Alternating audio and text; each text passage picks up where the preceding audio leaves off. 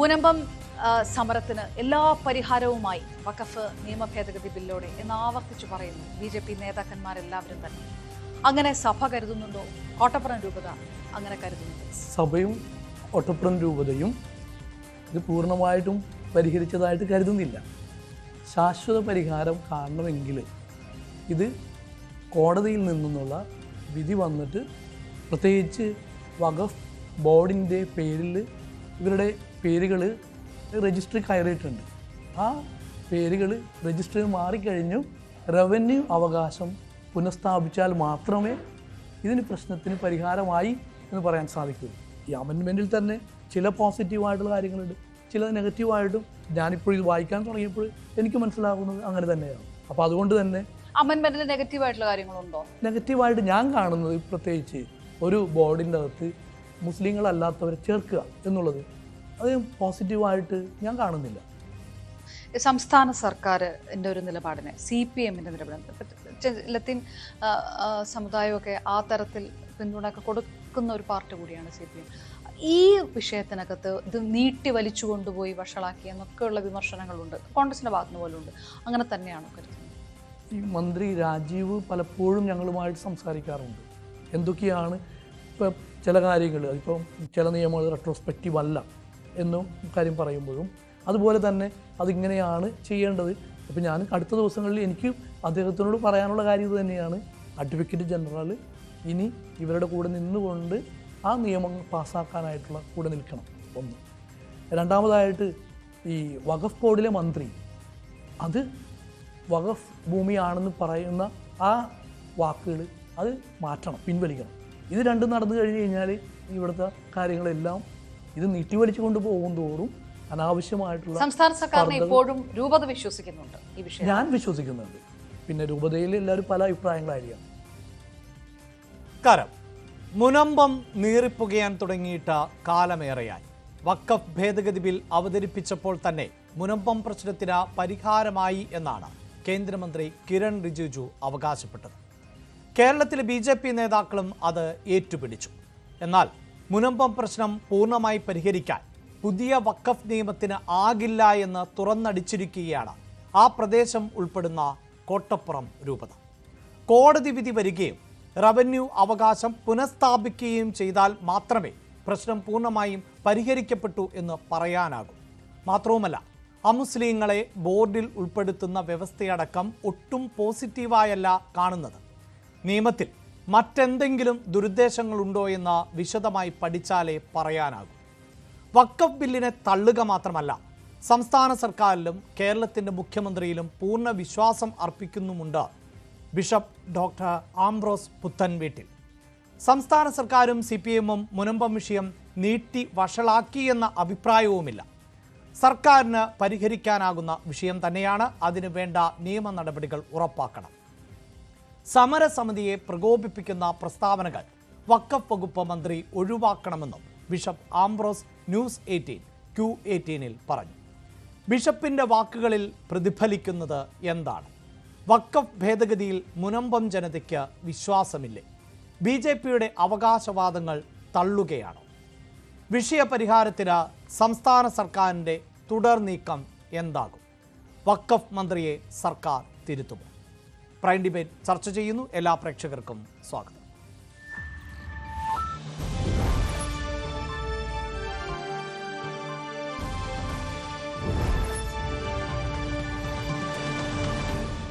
ചർച്ചയിൽ പങ്കെടുക്കുന്നത് advocate Jayasuryan BJP നേതാവ്, അഡ്വക്കേറ്റ് വസന്ത് തെങ്കുംപള്ളി കോൺഗ്രസ് നേതാവ്, ശ്രീ PP ജോസഫ് കത്തോലിക്ക Congress, Shri Joseph Jude KRLCC നേതാവ് എന്നിവർ ആണ്. ആദ്യം അഡ്വക്കേറ്റ് ജയസൂര്യനിലേക്ക്. അഡ്വക്കേറ്റ് ജയസൂര്യൻ, താങ്കൾ ബിഷപ്പിൻ്റെ വാക്കുകൾ ശ്രദ്ധിച്ചിട്ടുണ്ടാകുമെന്ന് ഞാൻ പ്രതീക്ഷിക്കുന്നു. അതിൽ അദ്ദേഹം തീർത്തു പറയുന്നുണ്ട് മുനമ്പത്തെ വിഷയങ്ങൾക്ക് പരിഹാരമാകുന്നില്ല വഖഫ് ബിൽ എന്നുള്ളത്. മുനമ്പം ജനത ഉൾപ്പെടുന്ന കോട്ടപ്പുറം രൂപതയുടെ അധ്യക്ഷനാണ് ഇത്തരത്തിൽ ഒരു നിലപാട് വ്യക്തമാക്കുന്നത്. അപ്പോൾ മുനമ്പത്തെ ജനതയ്ക്ക് BJPയിൽ വിശ്വാസമില്ല, NDA സർക്കാർ കൊണ്ടുവന്നിട്ടുള്ള വഖഫ് ഭേദഗതിയിൽ പ്രതീക്ഷയില്ല എന്നല്ലേ ആ വാക്കുകളിൽ നിന്ന് വായിച്ചെടുക്കേണ്ടത്? ആ വാക്കുകളെ എങ്ങനെ വേണമെങ്കിലും ആർക്ക് വേണമെങ്കിലും ഇപ്പോൾ വ്യാഖ്യാനിക്കാം. എന്നാൽ ഈ വസ്തുതകളെ സംബന്ധിച്ചുള്ള സമ്പൂർണമായ വിവരങ്ങൾ നേരിട്ട് സംസാരിച്ച് ബോധ്യപ്പെടുത്തുക എന്ന ലക്ഷ്യത്തോടെ ഈ വിഷയം പാർലമെന്റിൽ അവതരിപ്പിച്ച കേന്ദ്രമന്ത്രി കിരൺ റിജിജു ഏതാനും മണിക്കൂറുകൾക്കകം ആ സ്ഥലത്ത് തന്നെ എത്തുന്നുണ്ട്. അപ്പോൾ അദ്ദേഹം ഈ കാര്യങ്ങൾ നേരിട്ട് അവിടെയുള്ളവരുമായും അതുപോലെ തന്നെ പരിശുദ്ധ പിതാവുമായും സംസാരിക്കുകയും ചെയ്യും. അപ്പോൾ എന്തെങ്കിലും ആ കാര്യത്തിൽ അവ്യക്തതകൾ അവശേഷിക്കുന്നുണ്ട് എങ്കിൽ നേരിട്ട് മന്ത്രി തന്നെ വന്ന് സംസാരിച്ച് അതിനെ സംബന്ധിച്ചുള്ള പൂർണ്ണമായ സംശയ നിവാരണം കൊടുക്കുക എന്ന ലക്ഷ്യത്തോടു കൂടിയാണ് അദ്ദേഹം വരുന്നത്. അപ്പോൾ ഈ പറഞ്ഞ എല്ലാ ആശങ്കകളും അവസാനിക്കും.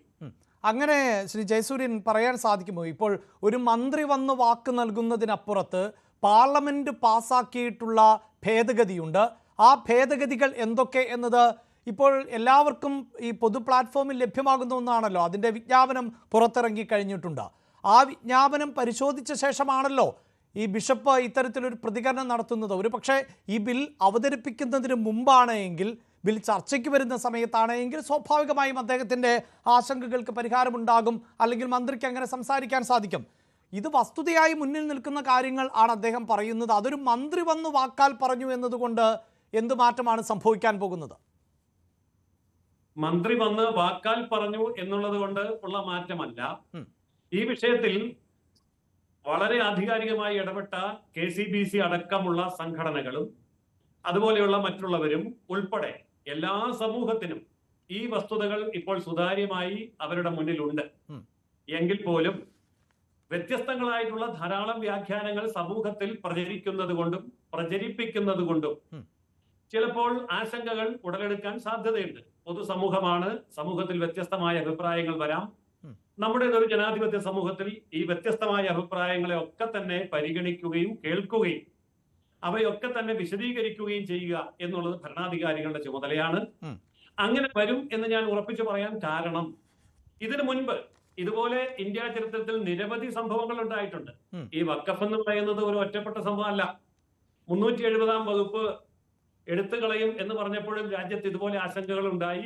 മുത്തലാഖ് നിർത്തുമെന്ന് പറഞ്ഞപ്പോഴും ആശങ്കയുണ്ടായി. CAA നടപ്പാക്കുമെന്ന് പറഞ്ഞപ്പോഴും ആശങ്കയുണ്ടായി. അതുപോലെ GST നടപ്പാക്കിയപ്പോൾ ആശങ്കയുണ്ടായി. അയോധ്യയിലെ ക്ഷേത്രം പണിയും എന്ന് പറഞ്ഞപ്പോഴും ആശങ്കകളും സംശയങ്ങളും ഒക്കെ ഉണ്ടായി. പക്ഷെ അതൊക്കെ വളരെ വിജയകരമായി തരണം ചെയ്ത് അതിനെയൊക്കെ ആശങ്കകൾ പരിഹരിക്കാൻ കഴിഞ്ഞ ഒരു കേന്ദ്ര ഗവൺമെന്റാണ്. ഇപ്പോൾ ശരി, അഡ്വക്കേറ്റ് ജയസൂര്യൻ, താങ്കൾ പറയുന്നത് പോലെ ഈ വഖഫ് ഭേദഗതിയുമായി ബന്ധപ്പെട്ട ആശങ്കകൾ ബിഷപ്പ് പങ്കുവെക്കുന്നുണ്ട്. അത് മറ്റൊരു ഘട്ടത്തിലേക്ക് വരാമെന്ന് കരുതിയിട്ടാണ് ഇവിടെ ഇപ്പോൾ ഈ മുനമ്പത്തിൽ നിന്ന് ഞാൻ ചോദ്യം ആരംഭിച്ചത് കൊണ്ട് തന്നെയാണ്. അദ്ദേഹം ഈ ബോർഡിലെ അംഗങ്ങളുമായി ബന്ധപ്പെട്ട് അല്ലെങ്കിൽ അതിലെ ചില വകുപ്പുകളുമായി ബന്ധപ്പെട്ടൊക്കെയുള്ള ആശങ്ക പങ്കുവച്ചിട്ടുണ്ട്. അതിനു മുമ്പ് താങ്കൾ ഈ പറയുന്നത് പോലെ ഈ ബിൽ പാസ്സാക്കപ്പെടുന്നതോടെ പ്രശ്നത്തിന് പരിഹാരമാകുന്നില്ല, കോടതി വിധി വരികയും റവന്യൂ അവകാശം പുനഃസ്ഥാപിക്കുകയും ചെയ്യുമ്പോൾ മാത്രമാണ് ഈ വിഷയത്തിന് പരിഹാരമാകൂ എന്നാണ് ബിഷപ്പ് പറയുന്നത്. അപ്പോൾ കോടതി വിധി അടക്കം പ്രസക്തമാകുന്ന ഒരു സാഹചര്യത്തെക്കുറിച്ചാണ് അദ്ദേഹം പറഞ്ഞു വെക്കുന്നത്. ഏതൊരു നിയമവും പാർലമെന്റിൽ പാസ്സാക്കുന്ന ആ ഒരു നിമിഷം കൊണ്ട് എല്ലാ കാര്യങ്ങളും പരിഹരിക്കപ്പെടുന്നില്ല. അത് വളരെ പരമാർത്ഥമായ ഒരു വസ്തുതയാണ്. അതായത് പാർലമെന്റിൽ ഒരു നിയമം പാസ്സാക്കി എന്നതുകൊണ്ടോ അല്ലെങ്കിൽ അത് രാഷ്ട്രപതി ഒപ്പിട്ടു എന്നുള്ളത് കൊണ്ടോ ശാശ്വതമായ പരിഹാരം അവിടെ വെച്ചല്ല ഉണ്ടാവുന്നത്. അപ്രകാരം നിലവിൽ വരുന്ന ഒരു നിയമത്തിന്റെ അടിസ്ഥാനത്തിൽ ബാക്കിയുള്ള നടപടിക്രമങ്ങൾ പൂർത്തിയാകുമ്പോഴാണ് അത് വരിക. ഇതൊരു കോമൺ സെൻസ് ഉള്ള എല്ലാവർക്കും മനസ്സിലാവുന്ന കാര്യമാണ്. അപ്പൊ അത്തരം കാര്യങ്ങൾ നടപ്പിലാക്കി വരുന്നതിന് ഈ പറഞ്ഞ ഒരൊറ്റ നിമിഷം കൊണ്ട് ചെയ്യാവുന്ന കാര്യമല്ല. റൈറ്റ്, അത് താങ്കൾ പറഞ്ഞത് വസ്തുതയാണ്. പക്ഷെ നമുക്കറിയാമല്ലോ, ഞാൻ തുടക്കത്തിൽ സൂചിപ്പിച്ചു, കേന്ദ്ര മന്ത്രിയായ കിരൺ റിജിജു അല്ലെങ്കിൽ കേരളത്തിൽ നിന്നുള്ള ഇപ്പോൾ സുരേഷ് ഗോപിയെ പോലെയൊക്കെയുള്ളവർ മുനമ്പം വിഷയത്തിൽ പറഞ്ഞിട്ടുള്ള പ്രതികരണങ്ങൾ അറിയാം. BJPയുടെ സംസ്ഥാന നേതാക്കളടക്കം നടത്തിയിട്ടുള്ള പ്രതികരണങ്ങൾ അറിയാം. അതിലൊക്കെ ഈ വഖഫ് ഭേദഗതി ബിൽ പാസ്സാക്കപ്പെടുന്നതോടെ ഈ പ്രശ്നം പരിഹരിക്കപ്പെട്ട് കഴിഞ്ഞു എന്ന മട്ടിലുള്ള പ്രതികരണങ്ങൾ പോലും വന്നിട്ടുണ്ട്. അല്ല, ഈ വഖഫ് നിയമ ഭേദഗതി പാസ്സാക്കിയതോടുകൂടി അതിന്റെ അടിസ്ഥാനപരമായ വിഷയം ശാശ്വതമായി പരിഹരിക്കപ്പെട്ട് കഴിഞ്ഞിരിക്കുന്നു. ആ കാര്യത്തിൽ ഞങ്ങൾക്ക് ഉറച്ച ബോധ്യമുണ്ട്. അത് ഇംപ്ലിമെന്റ് ചെയ്യുന്ന കാര്യത്തിൽ എന്തെങ്കിലും കാര്യങ്ങൾ ഇനി അവശേഷിക്കുന്നു, സംശയങ്ങളുണ്ട് എങ്കിൽ ആ സംശയങ്ങൾ നേരിട്ട് സംസാരിച്ച് ബോധ്യപ്പെടുത്താനാണ് ഈ വിഷയം പാർലമെന്റിൽ അവതരിപ്പിച്ച് മന്ത്രി തന്നെ നേരിട്ട് വരുന്നത്. ശരി, അപ്പോൾ ഞാൻ താങ്കളിലേക്ക് വരാം. അതിനെ ഇപ്പോൾ KRLCCയുടെ പ്രതിനിധി കൂടിയുണ്ട്, അദ്ദേഹത്തിലേക്ക് ഞാൻ പോവുകയാണ്. ശ്രീ ജോസഫ് ജൂഡ്, ഇതാ കേന്ദ്രമന്ത്രി അടക്കം നേരത്തെയും BJPയുടെ നേതാക്കൾ, നിലവിൽ കേന്ദ്രമന്ത്രിമാർ ആയിട്ടുള്ളവരൊക്കെ അവിടെ എത്തുകയും സമരക്കാരെ അഭിസംബോധന ചെയ്യുകയും ഒക്കെ ചെയ്ത പശ്ചാത്തലമുണ്ട്. ഇപ്പോൾ കേന്ദ്രമന്ത്രി കൂടി എത്തുമ്പോൾ ബിഷപ്പ് പറഞ്ഞതിന് ഒരു തിരുത്തുണ്ടാകുമോ? ആ നിലയിൽ ഈ ആശങ്കകൾ പരിഹരിക്കപ്പെടുമോ? സഭ മുന്നോട്ട് വെച്ചിട്ടുള്ള പ്രശ്നം അല്ലെങ്കിൽ ബിഷപ്പ് മുന്നോട്ട് വെച്ചിട്ടുള്ള പ്രശ്നം മന്ത്രി വന്നു എന്നതുകൊണ്ടോ ഉറപ്പ് നൽകി എന്നതുകൊണ്ടോ പരിഹരിക്കപ്പെടുമോ? ഇത് സംബന്ധിച്ച ഇപ്പോൾ നിലനിൽക്കുന്ന ഒരു അസന്നിഗ്ധാവസ്ഥ ബഹുമാനപ്പെട്ട മന്ത്രിയുടെ വരവോടെ പരിഹരിക്കപ്പെടും എന്ന് കരുതുന്നില്ല. കാരണം മന്ത്രി ഇവിടെ വരണമെന്നില്ല ഇത്തരം കാര്യങ്ങൾക്ക് വിശദീകരണം നൽകുന്നതിന്. ഇത്രയും ദൂരം സഞ്ചരിച്ച് മന്ത്രി ഈ പ്രദേശത്ത് വരണമെന്നില്ല. കാരണം മന്ത്രി വളരെ വ്യക്തമായ ഒരു സുതാര്യമായ രീതിയിൽ ഒരു വിശദീകരണം നൽകിയാൽ മതിയാവും. പക്ഷെ ഇവിടെ വളരെ പ്രസക്തമായ ഒരു ചോദ്യം നമുക്കറിയാം. അപ്പോൾ താങ്കൾ എന്താണ് പറയുന്നത്? ഈ മന്ത്രി വരുന്നത് മറ്റു ലക്ഷ്യങ്ങളോട് കൂടിയാണ്, അല്ലാതെ ഈ മുനമ്പത്തെ ജനതയെ ഇതുമായി ബന്ധപ്പെട്ട ക്ലാരിഫിക്കേഷന് വേണ്ടി അല്ല എന്നാണോ താങ്കൾ പറയുന്നത്? അതിന് ആവശ്യമില്ല. കാരണം ഇത്തരം ഒരു കാര്യം, ഒരു നിയമം പാസ്സായി അത് ഒരു പ്രദേശത്തെ ജനങ്ങളോട് വിശദീകരിച്ച് അവരുടെ തെറ്റിദ്ധാരണ നീക്കുന്നതിന് വേണ്ടി രാജ്യം ഭരിക്കുന്ന വളരെ പ്രധാനപ്പെട്ട പോർട്ട്ഫോളിയോ ഉള്ള ഒരു മന്ത്രി ഇത്രയും ദൂരം സഞ്ചരിച്ച് വരേണ്ടതിന്റെ ആവശ്യമില്ല. ഈ കാര്യം വിശദീകരിക്കാനാണെങ്കിൽ മറ്റെന്തെങ്കിലും ഉദ്ദേശമുണ്ടെങ്കിൽ അദ്ദേഹത്തിന് അല്ല, മറ്റെന്തെങ്കിലും ഉദ്ദേശമുണ്ട് എന്നാണോ താങ്കൾ കരുതുന്നത്? അതായത് ഒരു രാഷ്ട്രീയമായ നേട്ടം കൊയ്യാൻ ലഭിക്കുന്ന അവസരം അതിനെ ഈ മട്ടിലൊക്കെ BJP പ്രയോജനപ്പെടുത്തുന്നു എന്നാണോ താങ്കൾ പ്രതീക്ഷിക്കുന്നത്? അങ്ങനെ കരുതുന്നതിൽ തെറ്റില്ല. കാരണം ഈ നേരത്തെ പറഞ്ഞതിന്റെ ആവശ്യതയ്ക്ക് അപ്പുറത്ത് മന്ത്രി അങ്ങനെ വരുന്നുണ്ടെങ്കിൽ ആ പാർട്ടിയുടെ ഉദ്ദേശം എന്താണെന്ന് എനിക്ക് നിശ്ചയമില്ല. നമുക്ക് സാമാന്യമായ ബോധത്തിൽ അങ്ങനെ കരുതുന്നതിലും തെറ്റില്ല.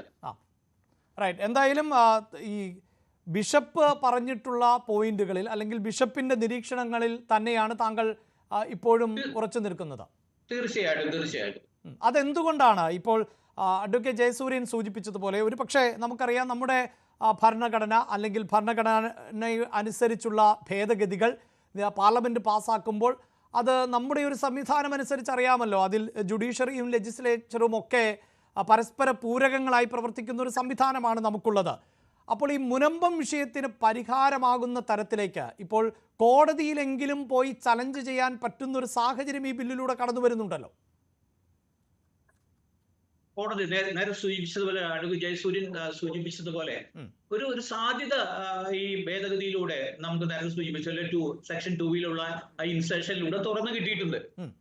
നമുക്ക് അത് വിശദീകരിക്കേണ്ട ആവശ്യമില്ല. പക്ഷെ ഒരു കാര്യം നമ്മൾ മനസ്സിലാക്കണം, മുൻപ് പ്രശ്നം പരിഹരിക്കാനാണ് ഈ സെക്ഷൻ 2 ഇൻസേർഷൻ എന്ന് കരുതാൻ നിവൃത്തിയില്ല. കാരണം അത് മറ്റൊരു ന്യൂനപക്ഷ സമൂഹം, മുസ്ലിം സമുദായത്തിലെ തന്നെ ഒരു ന്യൂനപക്ഷ സമൂഹം, ദാവൂദി ബോറ എന്ന് പറയുന്ന ആ സമൂഹത്തിന്റെ ആഭ്യന്തര ആവശ്യം എന്ന നിലയിൽ, അവരുടെ പ്രശ്നം പരിഹരിക്കാൻ എന്ന നിലയിൽ അവർ JPCയുടെ മുൻപിൽ അവതരിപ്പിച്ച ഒരു ആവശ്യം അംഗീകരിച്ചുകൊണ്ടാണ് ഈ ഭേദഗതി ഈ ഇൻസേർഷൻ JPC ഉൾപ്പെടുത്തുന്നത്. അത് നിയമമായി, അത് ഡയറക്റ്റ് മുനമ്പത്തെ പ്രശ്നങ്ങൾ പരിഹരിക്കാൻ കഴിയുമെന്ന് നമ്മൾ വ്യാഖ്യാനിക്കുകയാണ്. ഞങ്ങൾ അങ്ങനെ തന്നെയാണ് വ്യാഖ്യാനിക്കാൻ ശ്രമിക്കുന്നത്, ആഗ്രഹിക്കുന്നത്. പക്ഷെ അതിന് പ്രായോഗികമായ നടപടിക്രമങ്ങൾ, അതിലെ ഒരു വ്യക്തത ഉണ്ടാവേണ്ടിയിരിക്കുന്നു. ആരാണ് ഇത് അപ്ലൈ ചെയ്യുന്നത്? ഏത് വിധത്തിലാണിത് ഈ മുനമ്പത്തെ നിവാസികൾക്ക് ഗുണകരമായി തീരുന്ന വ്യവസ്ഥയായിട്ട് ഇത് മാറുന്നത്? എവിടെയാണ് ഇതിന് പരിഹാരം കണ്ടെത്തേണ്ടത്? അത്തരം രീതികളിൽ, അത്തരം കാര്യങ്ങളിൽ ഇതിനകം ഒരു വ്യക്തത വരുത്താൻ ഗവൺമെന്റിന് സാധിച്ചിട്ടില്ല. മറ്റു പല സാധ്യതകളും നമുക്കുണ്ടായിരുന്നെങ്കിൽ പോലും ഈ ഒരു മാർഗം മാത്രമാണ് നമ്മുടെ മുന്നിൽ തുറന്നു നിൽക്കുന്നത്. അത് വരുത്തി വയ്ക്കാൻ സാധ്യതയുള്ള അനന്തമായ വ്യവഹാര പ്രക്രിയ, അതിന്റെ അവസാനം എന്തായിരിക്കുമെന്ന് നമുക്ക് നിശ്ചയിക്കാൻ പോലും നിവൃത്തിയില്ല. ഇപ്പോൾ അഭിമന്യ മെത്രാൻ സൂചിപ്പിച്ചതുപോലെ, അഭിമന്യ പിതാവ് സൂചിപ്പിച്ചതുപോലെ മുനമ്പത്തെ ഈ പാവപ്പെട്ട മനുഷ്യർക്ക് അവരുടെ ഭൂമി അവർ കൈവശം വെച്ച് അനുഭവിച്ചു വന്ന സ്വന്തമാക്കിയ ഭൂമി അത് ക്രയവിക്രയ സ്വാതന്ത്ര്യത്തോടെ സ്വന്തമാക്കാനുള്ള സാഹചര്യം ഉണ്ടാവണം. അവരുടെ നഷ്ടപ്പെട്ട റവന്യൂ അവകാശങ്ങൾ സംരക്ഷിക്കപ്പെടണം. ഇതാണ് ആത്യന്തികമായി. അതാണ് അഡ്വക്കേറ്റ് ജയസൂര്യൻ, ഞാൻ ആവർത്തിക്കുന്നില്ല. ശ്രീ ജോസഫിന്റെ പ്രതികരണം താങ്കൾ ശ്രദ്ധിച്ചിട്ടുണ്ടാകും. ഒരു കേന്ദ്രമന്ത്രി സ്ഥലത്തെത്തി വിശദീകരിക്കേണ്ട ഒരു സാഹചര്യമൊന്നുമല്ല മുനമ്പത്തെ ജനത നേരിടുന്നത്. അവർക്ക് ഇത്തരം രാഷ്ട്രീയ പ്രസംഗങ്ങളോ നേതാക്കളുടെ ഉറപ്പുകളോ ഒന്നുമല്ല വേണ്ടത്. അവർക്ക് അതിലൊരു പരിഹാരമാണ് വേണ്ടത്. ആ പരിഹാരത്തിലേക്ക് എത്തുന്ന ഒന്നല്ല പാർലമെന്റിൽ അവതരിപ്പിക്കപ്പെട്ടിട്ടുള്ള നിയമ ഭേദഗതി, വഖഫ് ബിൽ ഭേദഗതി എന്നവർ വിശ്വസിക്കുന്നു. അതുകൊണ്ടാണല്ലോ ഞാൻ പറഞ്ഞത്, ഇങ്ങനെയുള്ള ഏത് ധാരണകളിലും ഒരു മന്ത്രി നേരിട്ട് വരുമ്പോൾ മന്ത്രി നേരിട്ട് വരണ്ട, മന്ത്രി വരുന്നത് മറ്റുള്ള ഉദ്ദേശത്തോടു കൂടിയാണ് എന്നുള്ള മുൻവിധി ഒരിക്കലും ശരിയല്ല എന്നാണ് എന്റെ അഭിപ്രായം. ശ്രീ ജോസഫിനോട് പറഞ്ഞത് മന്ത്രി വരണ്ട, മന്ത്രി വരുന്നത് മറ്റെന്തെങ്കിലും ഉദ്ദേശത്തോടു കൂടി ആയിരിക്കാം. മന്ത്രി വരണ്ട എന്ന് പറയുമ്പോൾ മന്ത്രി എന്ന് പറയുന്ന വ്യക്തി അല്ലാതെ ഈ വിഷയം മന്ത്രി വരണ്ട എന്നല്ല, മന്ത്രി വരേണ്ട ആവശ്യമില്ല. ഇത് വിശദീകരിക്കാൻ വരാം, എവിടെ ഇന്ത്യയിൽ എവിടെ വേണമെങ്കിലും സഞ്ചരിക്കാം. ഓക്കെ, പരിപാടിക്കുന്നല്ല വരുന്നത്, മന്ത്രി BJP പരിപാടിക്കാ വരുന്നത്. ഓക്കെ, ഞാനൊന്ന് പറഞ്ഞോട്ടെ, എന്നോടാണല്ലോ ചോദ്യം, അതുകൊണ്ട് ഞാൻ അപ്പോൾ അല്ല, വസന്ത് സംസാരിക്കുമ്പോ ഞാൻ ഇടപെടണമെന്നുണ്ടെങ്കിൽ പറഞ്ഞോണം, ഞാൻ സംസാരിക്കാൻ എന്നെ അനുവദിക്കണം. അങ്ങ് ഇടപെട്ടോളൂ, എന്റെ നിസ്സാരമായ സംശയമാണ്. മന്ത്രി ഞാൻ പറയാം. അതായത് ചോദ്യം മാത്രം മതി, ഉത്തരം പറയിപ്പിക്കില്ല എന്നാണ് ഉദ്ദേശം എന്നുണ്ടെങ്കിൽ എനിക്കത് മനസ്സിലാവുന്നുണ്ട്. ഒരു സംശയത്തിന് വളരെ മാന്യമായിട്ടാണ് സംസാരിക്കുന്നത്. നിങ്ങൾക്ക് ചോദ്യം മാത്രം ചോദിച്ചുകൊണ്ട് എന്നെ തടസ്സപ്പെടുത്താൻ സാധ്യമല്ല വസന്തെ. വസന്ത് സംസാരിക്കാൻ തുടങ്ങുമ്പോൾ വസന്ത് സംസാരിച്ചോളൂ, ഞാൻ ഇടപെടാൻ പോകുന്നില്ല. അല്ല, മറുപടി പറയുന്നിടത്ത് തടസ്സപ്പെടുത്തുകയും ചെയ്യുന്നത് ഒരു സാമാന്യ മര്യാദയല്ല എന്ന് മാത്രം ഞാൻ പറയും. 10 സെക്കൻഡ് സംശയമാണ്, അതുകൂടി പറഞ്ഞു പൊക്കോളൂ. ഞാൻ ഏതായാലും BJP നേതാവല്ല, അങ്ങ് BJPയുടെ ഒരു പോഷക സംഘടനയുടെ ദേശീയ ഉപാധ്യക്ഷനാണ്. ഞാൻ അങ്ങയോട് എളിയ പുരസ്സരം എല്ലാ ബഹുമാനവും നിർത്തിക്കൊണ്ട് ചോദിക്കുന്നു, എന്താണ് മന്ത്രിയുടെ പ്രോട്ടോകോൾ പ്രകാരമുള്ള കേന്ദ്രമന്ത്രി കിരൺ റിജിജു കേരളത്തിൽ എത്തുമ്പോഴുള്ള പരിപാടികൾ ഒന്ന് പറഞ്ഞു പോകാമോ? ഞാനിപ്പോൾ ആ ചോദ്യത്തിന് മറുപടി പറയാനല്ല ഇവിടെ ഇരിക്കുന്നത്. അത് ആ ചോദ്യത്തിന്റെ ആവശ്യം വരുമ്പോൾ പറയാം. ഇവിടെ എന്നോട് ചില ചോദ്യം ചോദിച്ചിട്ടുണ്ട്, അതിന് മറുപടി പറയാനാണ് ഞാൻ ഇരിക്കുന്നത്.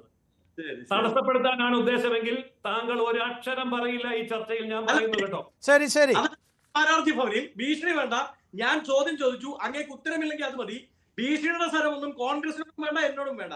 അങ്ങേക്ക് എന്നെ അറിയത്തില്ലാത്തതുകൊണ്ടാവാം, ആ ശബ്ദമൊന്നും വേണ്ട. അങ്ങ് പറഞ്ഞു, ഞാൻ അങ്ങയോട് ഇടപെട്ട് ഇന്ററപ്റ്റ് ചെയ്ത് അങ്ങോട്ട് ഒരു ചോദ്യം ചോദിച്ചു. അങ്ങേക്ക് ആ ചോദ്യത്തിന് ഉത്തരം പറയാനില്ലെങ്കിൽ അങ്ങ് പറയണ്ട, എന്റെ സമയത്ത് ഞാൻ ബാക്കി പറഞ്ഞോളാം. അങ്ങ് ഭീഷണിപ്പെടുത്തൊന്നും വേണ്ട, അതൊക്കെ മാരാർജി ഭവനിലേക്ക് മതി, എന്റെ അടുത്ത് വേണ്ട. എന്റെ അടുത്തത് വില പോകും. ഞാൻ താങ്കൾക്ക് എന്റെ ചർച്ചയ്ക്കുള്ള സമയത്തിനിടയിൽ താങ്കൾക്ക് സമയം തന്നു, താങ്കൾ ചോദ്യത്തിന് മറുപടിയും പറഞ്ഞു. ഇനി വീണ്ടും തടസ്സപ്പെടുത്തരുതെന്ന് ഞാൻ അപേക്ഷിക്കുകയാണ്. അല്ല, അങ്ങ് കണ്ടിന്യൂ ചെയ്തോളൂ, അങ്ങ് എന്നെ ചാരി രക്ഷപ്പെടണ്ട. ശരി. അവിടെ വസന്ത് താങ്കൾ പറയുന്നത് പോലെ ഇപ്പോൾ മന്ത്രി എന്തൊക്കെ പൊളിറ്റിക്കൽ പാർട്ടികളുടെ ആവശ്യങ്ങൾക്ക് അല്ലെങ്കിൽ ഒരു പൊളിറ്റിക്കൽ അജണ്ടയോടെയാണ് വരുന്നത് എങ്കിൽ പോലും അവിടെ മുൻപത്തെ ആളുകളെ സന്ദർശിക്കുന്നതിൽ സാങ്കേതികമായി നമുക്ക് തെറ്റ് പറയാൻ സാധിക്കില്ലല്ലോ. മുൻപത്തെ ആളുകൾ ചെറിയ പ്രതീക്ഷയെങ്കിലും അർപ്പിക്കുന്നത്, അതായത് കോടതിയിൽ പോയെങ്കിലും ഈ വിഷയത്തിനൊരു പരിഹാരമുണ്ടായേക്കാം, അത് സുദീർഘമാകുന്ന ഒരു നിയമ നടപടിയിലേക്കായിരിക്കാം കടക്കുന്നത്. അപ്പോൾ പോലും അവിടുത്തെ ജനതയെ അഭിസംബോധന ചെയ്യുന്നു, അവർക്ക് ആത്മവിശ്വാസം നൽകുന്ന തരത്തിൽ മന്ത്രി എത്തുന്നതിൽ തെറ്റൊന്നുമില്ലല്ലോ. എനിക്ക് ഉത്തരം പറയാമല്ലോ അല്ലേ? എന്റെ സമയം. ജയസൂര്യൻ, ദയവായി ഞാൻ ജയസൂര്യനിലേക്ക് വരാം. എന്താണ് അതിലെ പിഴവ് എന്ന് ഒന്ന് സൂചിപ്പിച്ചാൽ മതി, അഡ്വക്കേറ്റ് വസന്ത്. അതായത് എന്റെ പ്രിയ സുഹൃത്ത്, എന്റെ നാട്ടുകാരൻ, കാലങ്ങളായുള്ള എന്റെ സുഹൃത്ത്, BJP ന്യൂനപക്ഷ മോർച്ചയുടെ ദേശീയ ഉപാധ്യക്ഷൻ തന്നെയായ ശ്രീ അഡ്വക്കേറ്റ് ജയസൂര്യൻ, അദ്ദേഹം BJPയുടെ പോഷക സംഘടനകളുടെ ദേശീയ ഉപാധ്യക്ഷനാണ്, ദേശീയ നേതാവ്, ഒരുപാട് പദവികൾ അലങ്കരിക്കുന്ന വ്യക്തിയാണ്. എല്ലാ ബഹുമാനവും നിലനിർത്തിക്കൊണ്ട് ഞാൻ അദ്ദേഹത്തോട് ചോദിക്കുന്നത്, മന്ത്രിയുടെ പ്രോട്ടോകോൾ പരിപാടികൾ എന്താണ് കേരളത്തിൽ വരുമ്പോൾ ഉള്ളത്? അദ്ദേഹം ഈ ചർച്ചയുടെ തുടക്കം തൊട്ട് ഈ സമയം വരെ സമർത്ഥിക്കാൻ ശ്രമിച്ചത് മുനമ്പത്തെ ജനതയെ ചില കാര്യങ്ങൾ ബോധ്യപ്പെടുത്താനാണ് മന്ത്രി വരുന്നത്. എന്ത് കാര്യങ്ങൾ? 2, അദ്ദേഹം പറയുന്നത് ബിഷപ്പിനെ, ബഹുമാനപ്പെട്ട ആംബ്രോസ് പിതാവിനെ നേരിട്ട് കണ്ടി അദ്ദേഹത്തിന്റെ സംശയങ്ങൾക്ക് മറുപടി കൊടുക്കും. ആംബ്രോസ് പിതാവിന്റെ സംശയങ്ങൾ ഉയർന്നു വന്നത് ഇന്ന് Q18-ൽ നമ്മുടെ സഹപ്രവർത്തക ശ്രീ അപർണ നടത്തിയ ഇന്റർവ്യൂവിലാണ്. അപ്പോ ഒരാഴ്ച മുമ്പേ പ്രിപ്പയർ ചെയ്ത പരിപാടി മന്ത്രി കിരൺ റിജിജു അറിഞ്ഞോ? അപർണ ഒരാഴ്ച കഴിയുമ്പോൾ ഇന്റർവ്യൂ എടുക്കാൻ പോകുമെന്നും ആംബ്രോസ് പിതാവിന് ഇത്ര സംശയങ്ങൾ ഉണ്ടാകുമെന്നും അതങ്ങ് തീർത്ത് കളഞ്ഞേക്കാം എന്നും പറഞ്ഞാണോ? 2, ഇനി മൂന്നാമത്തെ ഏറ്റവും പ്രധാനപ്പെട്ട പ്രശ്നം, കേന്ദ്രമന്ത്രി കിരൺ റിജിജു കേരളത്തിൽ വരുന്നത് BJP സംഘടിപ്പിക്കുന്ന അഭിനന്ദൻ സദസ്, ആ പരിപാടിയുടെ പേരെങ്ങനെയാണ്? അഭിനന്ദൻ സദസ്. ആ സദസ്സിൽ പങ്കെടുക്കാൻ വേണ്ടിയാണ്. ആർക്കാണ് അഭിനന്ദനം കൊടുക്കുന്നത് എന്നുള്ളത് നോക്കണ്ടേ? 1, ഈ വിഷയവുമായി ബന്ധപ്പെട്ട് പറഞ്ഞ ഒരു വാക്കും പാലിക്കാതെ ബില്ല് അവതരിപ്പിച്ച കേന്ദ്രമന്ത്രി കിരൺ റിജിജുവിനോ, മുൻകാല പ്രാബല്യമില്ലാതെ ബില്ല് അവതരിപ്പിച്ച കേന്ദ്രമന്ത്രി കിരൺ റിജിജുവിനാണോ നിങ്ങളുടെ അഭിനന്ദനം? അതോ സെക്ഷൻ 2A കൊണ്ടുവന്നുകൊണ്ട് ട്രസ്റ്റ് വന്നതോടുകൂടി ഈ വിഷയത്തെ, മുനമ്പൻകാരുടെ വിഷയത്തെ കൂടുതൽ സങ്കീർണമാക്കി സുപ്രീം കോടതിയും ഹൈക്കോടതിയുടെ വരാന്തകൾ കാലങ്ങളോളം അവർ കയറിയിറങ്ങി നടക്കേണ്ട അവസ്ഥയിലേക്ക് എത്തിച്ച കേന്ദ്രമന്ത്രി കിരൺ റിജിജുവിനും പ്രധാനമന്ത്രി നരേന്ദ്ര ദാമോദർ ദാസ് ഭായി മോദിക്കുമാണോ നിങ്ങളുടെ അഭിനന്ദനം? അതാണ് എന്റെ ചോദ്യം. ഇനി അഭിലാഷിന്റെ ചോദ്യം, എന്തുകൊണ്ടാണ് ഞാൻ ആ ചോദ്യം ചോദിക്കുന്നത്? അതായത് കേന്ദ്രമന്ത്രിക്ക് വിവിധ പരിപാടികളിൽ പങ്കെടുക്കാം, പ്രശ്നമില്ല. പക്ഷെ അദ്ദേഹം വരുന്നത് ഒരു പൊളിറ്റിക്കൽ പ്രോഗ്രാമിന് വേണ്ടി മാത്രമാണ്. ആ പൊളിറ്റിക്കൽ പ്രോഗ്രാം അല്ല, അതൊരു പൊളിറ്റിക്കൽ അജണ്ടയുടെ എൻകാഷ്മെന്റ് ആണ്. അതായത് ഇത്ര കാലം മുനമ്പൻ ജനതയോട് ഞങ്ങളാണ് നിങ്ങളെ രക്ഷിക്കാൻ പോകുന്നതെന്ന് പറഞ്ഞു നിർത്തിയിട്ട് ഏറ്റവും ഒടുക്കം ഒരു ബില്ല് അവതരിപ്പിച്ചതിന്റെ പേരിൽ അതങ്ങ് എൻകാഷ് ചെയ്ത് കളഞ്ഞേക്കാം, അതിന്റെ ലാഭം കൊയ്തേക്കാം എന്നോർത്തുകൊണ്ടാണ് കേന്ദ്രമന്ത്രി കിരൺ റിജിജു വരുന്നത്.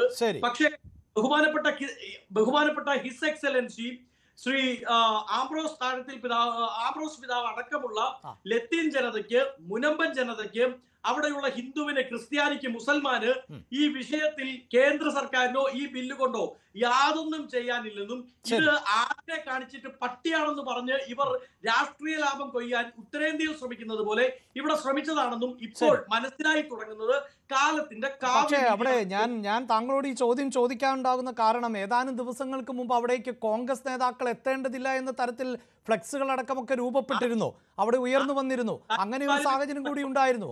ഇതിപ്പോൾ സ്വാഭാവികമല്ല. ഇപ്പോൾ ആശാപ്രവർത്തകരുടെ സമരം സെക്രട്ടേറിയറ്റിന് മുന്നിൽ നടക്കുന്നുണ്ട്. അവിടെ എത്രയോ നേതാക്കൾ വന്നു പോകുന്നു.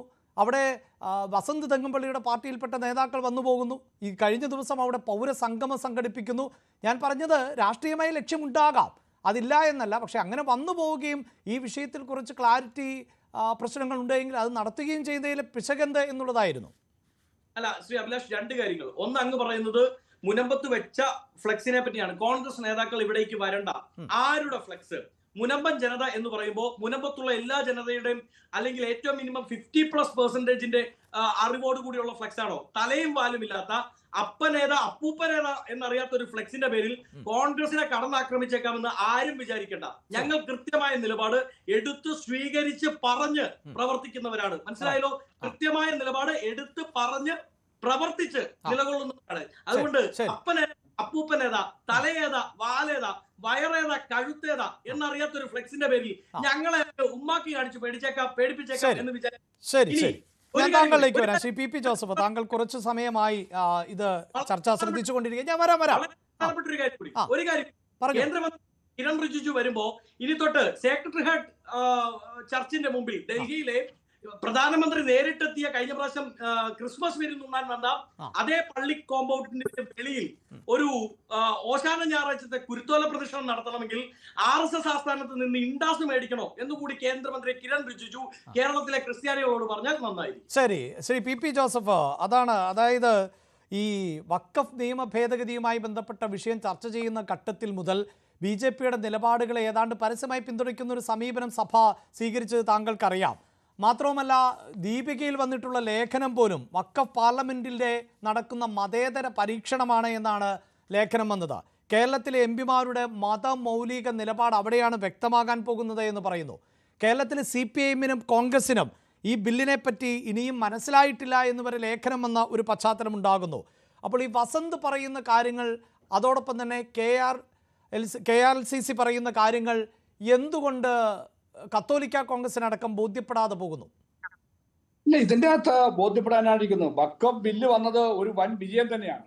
ഇവരാരും അത് മനസ്സിലാക്കാത്തവരാണ്. കഴിഞ്ഞ വർഷങ്ങളായി, കഴിഞ്ഞ 1959 ഇങ്ങോട്ട് നോക്കി, ആ കാലഘട്ടം മുതൽ ഇന്ന് വരെയുള്ള ഇവിടെ നടമാടിക്കൊണ്ടിരുന്ന ഒരു വലിയ അരാജകത്വത്തിന് ഒരു പരിധിവരെ അറുതി വരുത്തിയിരിക്കുകയാണ് വഖഫ് ബില്ല് കൊണ്ട്.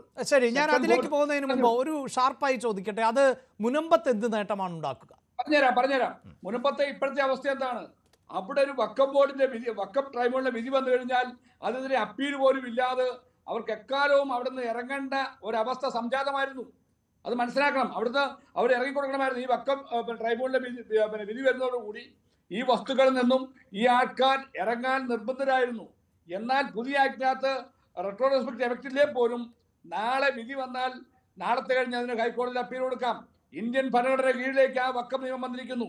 ഇന്ത്യൻ നിയമത്തിന്റെ അധീനതയിലേക്ക് അത് വന്നിരിക്കുന്നു. ഇത്രയും നാൾ ഒരു സെപ്പറേറ്റ് നിയമമായി ഇവിടുത്തെ സിവിൽ കോടതികൾക്കോ ഇവിടുത്തെ ഭരണഘടനാ കോടതിക്കോ യാതൊരു അവകാശമില്ലാതെ അന്തിമമായി ഒരു വിധിയായിരുന്നു ബക്ക ട്രൈബ്യൂണലിന്റെ. അത് വെച്ച് നേരെ എക്സിക്യൂഷനാണ്. സിവിൽ കോടതിയുടെ അതേ റൈറ്റ് ഉപയോഗിച്ച് ജില്ലാ ജഡ്ജി അല്ലെങ്കിൽ അവിടെ ജില്ലാ കോടതിയിൽ എക്സിക്യൂഷൻ പെറ്റീഷൻ കൊടുത്തു കഴിഞ്ഞാൽ ഇവർ ഇറങ്ങിപ്പോകണമായിരുന്നു. ആ സിറ്റുവേഷൻ കംപ്ലീറ്റ് മാറി. യാഥാർത്ഥ്യത്തെ ഇവർ മനസ്സിലാക്കുന്നില്ല. ഇപ്പോഴത്തെ അവസ്ഥ പ്രകാരം നാളെ വഖഫ് ട്രൈബ്യൂണൽ എന്ത് വിധിച്ചാൽ പോലും ആ വിധിക്കെതിരെ ഇവിടെ ഹൈക്കോടതിയിൽ ഇവർക്ക് അപ്പീൽ കൊടുക്കാം. അപ്പീലില്ലാത്ത ഇവരെ ഇറക്കി വിടുന്നത് മാത്രമല്ല, ഇപ്പൊ പ്രസന്റ് ആയിട്ടുള്ള നിയമങ്ങൾ ഒന്നും കൂടെ വിശകലനം ചെയ്യുന്നുള്ള അവകാശവും അവസരവും ലഭിച്ചിരിക്കുകയാണ്. വഖഫ് ട്രൈബ്യൂണലിന് വഖഫ് ബോർഡിന്റെ നിയമങ്ങൾ എന്താണോ, അതായത് പറഞ്ഞിരിക്കുന്നത് എന്താണോ, ആരെങ്കിലും സംഭാവന എന്തെങ്കിലും ആയിക്കോട്ടെ, വഖഫായിട്ട് കൊടുത്ത വസ്തു ആയിക്കോട്ടെ, അത് അവരുടേതാണെന്നും അതിന്മേൽ അന്തിമമായി ഒരു വിധി ഉണ്ടാക്കി വെക്കുകയാണ് ചെയ്തുകൊണ്ടിരുന്നത്. എന്നാൽ ഇവിടെ സ്വതന്ത്രമായ രീതിയിൽ അവരുടെ ഇതെല്ലാം കൊടുക്കുന്നതിനും അവരുടെ മുഴുവൻ തെളിവുകളും കൊടുക്കുന്നതിനും അതിന്റെ അടിസ്ഥാനത്തിൽ അവരുടെ അവകാശം സ്ഥാപിച്ചു കിട്ടുന്നതിനും അല്പം താമസിച്ചാൽ പോലും സാധിക്കും എന്നുള്ളത് ചെറിയ കാര്യമാണോ? രണ്ടാമത് സെക്ഷൻ 2A പ്രൊവിഷൻ വരയ്ക്കുന്നതിനാണ് സൊസൈറ്റിയെയും മറ്റുള്ള കാര്യങ്ങളെ ഉൾപ്പെടുത്തിക്കൊണ്ടാണ് വന്നിരിക്കുന്നത്. ആ കാര്യത്തിൽ ഇവിടുത്തെ സംസ്ഥാന ഗവൺമെന്റ് തീരുമാനം എടുക്കാനുള്ള രീതിയിലുള്ള ഒരു അവകാശം ഇവിടെ വന്നിട്ടുണ്ട്. നമ്മളവിടെ നേരിട്ട് റെട്രോസ്പെക്റ്റീവ് ആക്ട് വന്നില്ല എന്ന് പറയുമ്പോൾ ആ ഒരു അതായത് മുസ്ലിം കമ്മ്യൂണിറ്റിയെ കൂടുതൽ വേദനിപ്പിക്കേണ്ട. ഇതുവരെ ഇന്നലെ വരെ കഴിഞ്ഞോട്ടെ. നാളുകളിൽ ഇവിടെ പ്രശ്നങ്ങൾ ഉണ്ടാകരുത്. മറ്റൊരു അന്യമതസ്ഥന്റെ വസ്തു കണ്ടിട്ട് ഇത് വഖഫാണെന്നും അത് ഞങ്ങൾ ഏറ്റെടുക്കുമെന്ന് പറയാനുള്ള ഒരവസ്ഥ ഉണ്ടാകരുത്. നമുക്കറിയാമല്ലോ, തമിഴ്നാട്ടിലെ ഒരു ഗ്രാമം മൊത്തം അവർ ഏറ്റെടുത്തു. ഇവിടുത്തെ കർണാടകത്തിലെ ഈദ് ഗ്രൗണ്ട് അവരേറ്റെടുത്തു. 2013 മൻമോഹൻ സിംഗ് ഗവൺമെന്റ് പോകുന്നതിന് മുമ്പ് ഡൽഹിയിൽ 7 സ്ഥലങ്ങളാണ് ഡീനോട്ടിഫൈ ചെയ്ത് വഖഫിന് വിട്ടുകൊടുത്തിരിക്കുന്നത്. ഇങ്ങനെ രാജ്യത്ത് മൊത്തം കൊടുത്തുകൊണ്ടിരുന്ന ഈ കാണുന്ന അതിക്രമത്തിന് ഒരു പരിധി വരെ ഈ പറയുന്ന വഖഫ് നിയമം അറുതി വരുത്തിയിരിക്കുകയാണെന്നുള്ള കാര്യം ഇവർ മനസ്സിലാക്കുന്നുള്ളതാണ് വളരെ വേദനാജനകം. ഇപ്പോഴും വഖഫ് ആ നിയമം കറക്റ്റ് ആണെന്നും അതിനകത്ത് ഒരു തെറ്റുമില്ലെന്നും അന്യന്റെ വസ്തു, അതായത് അന്യമതസ്ഥന്റെ വസ്തു വേറെ എവിടെയെങ്കിലും നടക്കൂ, അന്യമതസ്ഥന്റെ വസ്തു ആഗ്രഹിക്കുന്നതിന് തെറ്റുമില്ലെന്നും എന്ന രീതിയിൽ കോൺഗ്രസ് പറയുന്നതിനോട് വളരെ വിഷമമുണ്ട്. അല്ല, ആംബ്രോസ് പിതാവ് പറഞ്ഞതിന്റെ തെറ്റത്തിൽ ആംബ്രോസ് പിതാവ് അവിടെ പരിഹാരം ഉണ്ടാകാത്തതിന്റെ വേദന കൊണ്ട് പറഞ്ഞാണ്. അതായത് അങ്ങനെ പൂർണ്ണമായും പറയാൻ പറ്റുമോ? ആംബ്രോസ് പിതാവ് ആ വേദന മാത്രമല്ലല്ലോ പങ്കുവെച്ചത്. Q18 നൽകിയ അഭിമുഖത്തിൽ ഇതിൽ മറ്റു ചില അജണ്ടകൾ ഉണ്ടോ എന്ന് സംശയിക്കേണ്ടതുണ്ട് എന്ന് പറയുന്നു. ദുരുദ്ദേശപരമാണോ എന്ന സംശയം പറയുന്നു. ഇതിൽ തന്നെയുള്ള ചില ഭേദഗതികളെ അദ്ദേഹം അതിശക്തമായി എതിർക്കുകയും ഒക്കെ ചെയ്യുന്നുണ്ട്. അപ്പോൾ അങ്ങനെ വേദന കൊണ്ട് പറഞ്ഞു എന്ന് പറയാൻ സാധിക്കുമോ? അദ്ദേഹം ഇത് കുറച്ചുകൂടിയൊക്കെ വായിച്ചും മനസ്സിലാക്കിയുമായിരിക്കില്ലേ പ്രതികരിച്ചത്? അല്ല, അതിനകത്ത് ശരിയാണ്. വഖഫ് ബോർഡിൽ അമുസ്ലിംസിനെ വെക്കുന്നു. അത് തീർത്തും തെറ്റായൊരു കാര്യമാണ്. വഖഫ് ട്രൈബ്യൂണലിൽ ആർക്കും അവിടെ ജഡ്ജിയായിട്ട് വരാം. പക്ഷെ വഖഫ് ബോർഡിൽ, ദേവസ്വം ബോർഡിൽ ഒരു അഹിന്ദുവിനെ വെക്കാൻ സാധിക്കുമോ? അല്ലെങ്കിൽ വേറെ ഏതെങ്കിലും? അതുകൊണ്ട് തന്നെയല്ലേ വഖഫ് ബോർഡ് അത് മുസ്ലിംസിന് വേണ്ടി ഉണ്ടാക്കിയൊരു ഒരു അഡ്മിനിസ്ട്രേറ്റീവ് ബോഡിയാണ്.